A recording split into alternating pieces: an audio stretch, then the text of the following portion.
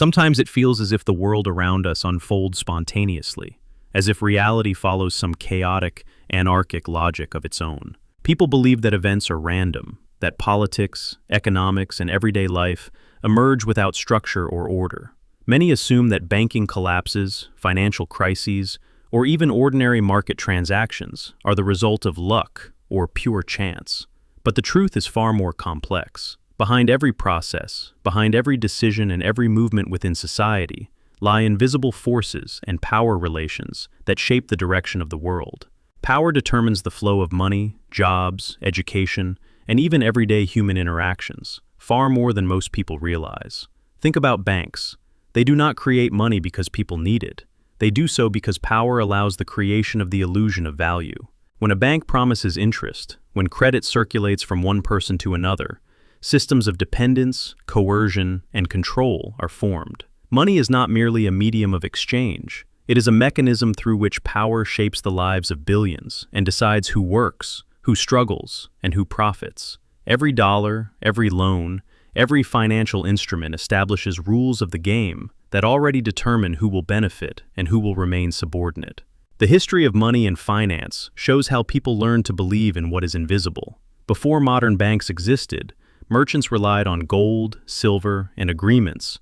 On paper, these documents represented wealth that did not physically exist. This is how early merchants and bankers learned to create power out of nothing, to turn illusion into reality. If everyone believes in the system works. When trust disappears, the world collapses. Modern banking power is not only financial, it is political, social, and cultural. Central banks decide interest rates, control the supply of money, and shape strategies of economic growth or stagnation. They determine people's life opportunities, because when money becomes expensive, when credit becomes inaccessible, small businesses fail, unemployment rises, and political instability becomes inevitable. All of this unfolds within frameworks created and maintained by the powerful, while most people are taught to believe these outcomes are simply inevitable market forces.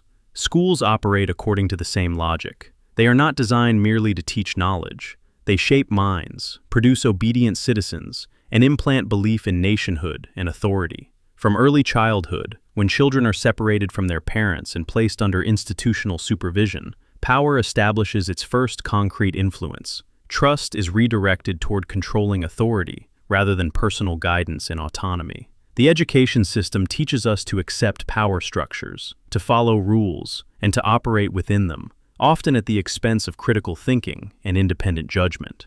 Lectures, exams, grades, all function as mechanisms that shape behavior, values, and beliefs. We are taught that success is individual, that reward is proportional to effort, yet in reality, the social and economic systems that define success are designed to privilege those who already possess power. The history of education illustrates this clearly. In feudal societies, education was an elite privilege, meant to preserve social hierarchies. The Industrial Revolution changed the form of schooling, but not its purpose: the creation of a disciplined workforce. Literacy, arithmetic, and history were never neutral. They shaped ideology, prepared individuals to accept existing structures, and reinforce belief in authority and the illusion of meritocracy. The same applies to everyday interactions: work, trade, money, credit. Everything exists within a network where power defines what is possible and what is not. Banks, governments, corporations, and institutions all rely on the illusion of scarcity,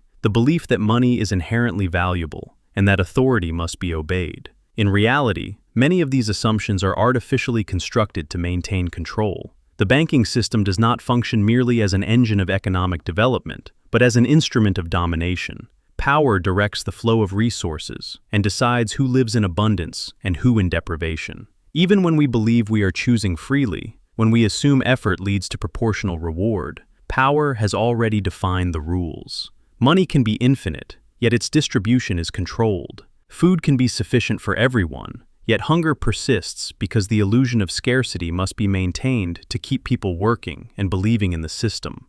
Throughout history, power has never been abstract. It has always existed within human relationships. Early kings, emperors, and pharaohs ruled not only through violence, but through systems where everyone knew their place. Religion functioned as a tool that justified power and shaped perception. The gods defined the rules, and people accepted them as inevitable.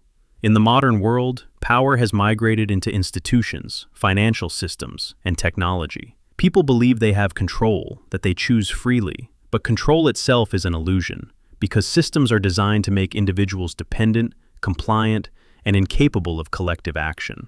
Ideologies, politics, and education all serve to preserve the existing order of power.